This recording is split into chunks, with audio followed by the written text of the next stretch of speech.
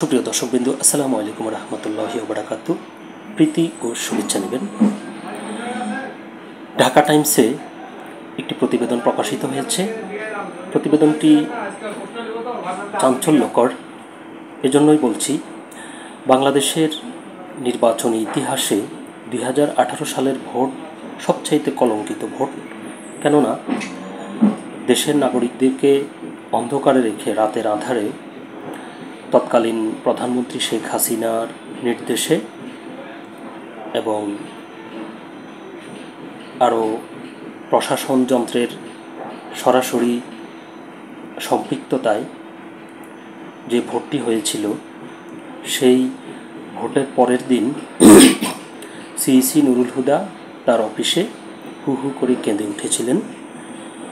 এই পুরো বিষয়টি নিয়ে ঢাকা টাইমসে একটি খবর প্রকাশিত হয়েছে, যে খবরটির শিরোনাম করেছে নাটের গুরু এইচটি ইমাম এবং সিইসি নুরুল হুদার হু হু কান্না।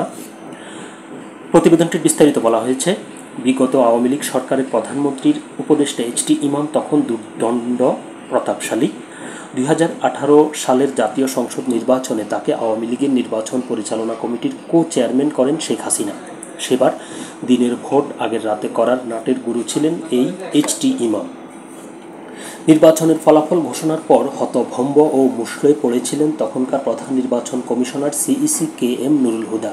কারণ এমন নির্বাচনের সব দায়ভার যে তার। ফলাফল ঘোষণার 2 দিন পর নির্বাচন কমিশন সচিবালয়ে নিজের কক্ষে কয়েকজন কর্মকর্তার সামনেই হু হু করে কেঁদে ওঠেন তিনি, আর হতাশা প্রকাশ করেছিলেন এইচটি ইমামের কাণ্ডে।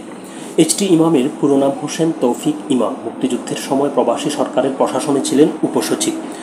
স্বাধীনতার পর পদোন্নতি দিয়ে তাকে বানানো হয় মন্ত্রিপরিষদ সচিব।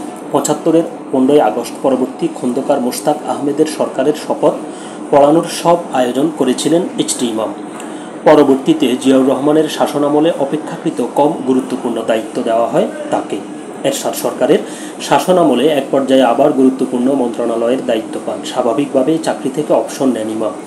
2009 সালে আওয়ামী লীগ ক্ষমতায় এলে দুর্দণ্ড প্রতাপশালী হয়ে ওঠেন সাবেক আমলা এইচটি ইমাম। অবশ্য নির্বাচনের আগেই আওয়ামী লীগে যোগ দিয়েছিলেন তিনি। আওয়ামী লীগ সরকারে মন্ত্রীর মর্যাদায় প্রধানমন্ত্রীর জনপ্রশাসন বিষয়ক উপদেষ্টা হিসাবে নিয়োগ পান তিনি। তখন থেকে এইচটি ইমামের বিরুদ্ধে অর্থের বিনিময়ে আমলাদের পোস্টিং ও প্রমোশনের অভিযোগ উঠতে থাকে। সচিবালয়ে কর্মকর্তা কর্মচারীরা আড়ালে আবডালে তাকে ডাকতেন হাতে টাকা ইমাম। এক হাতে টাকা দাও, অন্য হাতে পোস্টিং প্রমোশন নাও। 2009 সাল থেকে শেখ হাসিনার প্রথম 3 মেয়াদেই উপদেষ্টা ছিলেন এইচটি ইমাম। 2018 সালের জাতীয় সংসদ নির্বাচনে নানা পক্ষের মধ্যস্থতায় নির্বাচনে অংশ নিতে রাজি হয় বিএনপি।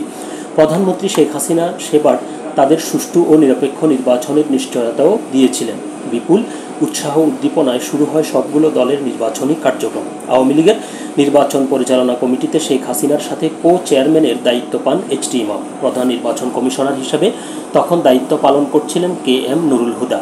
2018 সালের নির্বাচনের আগের বছর সরকার তাকে প্রধান নির্বাচন কমিশনার হিসেবে নিয়োগ দেয়। এর আগে 2001 সালের বিএনপি সরকার নুরুল হুদাকে যুগ্ম সচিব হিসেবে বাধ্যতামূলক অবসর দিয়েছিল। 2009 সালে আওয়ামী লীগ ক্ষমতায় আসার পর হাইকোর্টের রায় পূর্ণ সচিব হিসাবে পদোন্নতি সহ অবসরে যান তিনি। তারও প্রায় 9 বছর পর তাকে সিইসি করে শেখ হাসিনার সরকার। পতিত প্রধানমন্ত্রী শেখ হাসিনা 2018 সালের নির্বাচনটি নিরপেক্ষ ও সুষ্ঠুভাবে করার নিশ্চয়তা দিলেও বাস্তবতা ছিল ভিন্ন। আওয়ামী লীগের ধানমন্ডি অফিসে বসে পুরো নির্বাচন পরিচালনা করেছিলেন এইচটি ইমাম। তার প্রধান কাজ ছিল দেশের 64 জন জেলা প্রশাসকের সাথে নিয়মিত যোগাযোগ রাখা। সিইসি নুরুল হুদাকেও নানা রকম নির্দেশনা পাঠাতেন তিনি। আর স্বাধীন সাংবিধানিক পদে থেকেও এইচটি ইমামের কথা সিইসি নুরুল হুদা মেনে চলতেন। নির্বাচনের সময় সিইসির নানা কথা মুখরোচক আলোচনার জন্ম দেয়। এরপরও সিইসি নুরুল হুদার ধারণা ছিল নির্বাচনে 70 থেকে 80টি আসন পাবে বিএনপি। ভোট গ্রহণের সপ্তাহখানেক আগেও নির্বাচন কমিশনের মাঠ পর্যায়ের কর্মকর্তারা তাকে এমন ধারণা দিয়েছেন। কিন্তু সব কিছু উল্টে দেন এইচটি ইমাম। প্রত্যেক জেলা প্রশাসক ও পুলিশ সুপারকে তিনি আওয়ামী লীগ প্রার্থীর কথা মতো কাজ করার নির্দেশ দেন। ভোট গ্রহণের আগের দিন বলে দেন রাতেই ব্যালট বাক্সে আওয়ামী লীগ প্রার্থীর পক্ষে অন্তত 30% ব্যালট পেপার ভরে রাখতে হবে। জেলা প্রশাসন ও পুলিশ প্রশাসন অক্ষরে অক্ষরে এইচটি ইমামের নির্দেশ পালন করে। এভাবেই রচিত হয় দিনের ভোট আগের রাতে করার কলঙ্কজনক ইতিহাস। 300 আসনের ফলাফল ঘোষণার পর হতচকিত হয়ে যান সিইসি নুরুল হুদা। বিএনপি পায় মাত্র 6টি আসন। রাতের ভোটে যে এতটা কেলেঙ্কারি হবে তা ঘুণাক্ষরেও বুঝতে পারেননি তিনি। পরের দিন অফিসে নিজের কক্ষে উপস্থিতদের কাছে হতাশা প্রকাশের এক পর্যায়ে হু হু করে কেঁদে ওঠেন সিইসি নুরুল হুদা। বারবার বলছিলেন, এইচটি ইমাম বললেন কি আর করলেন কি। তো খবরটি এ পর্যন্তই ছিল।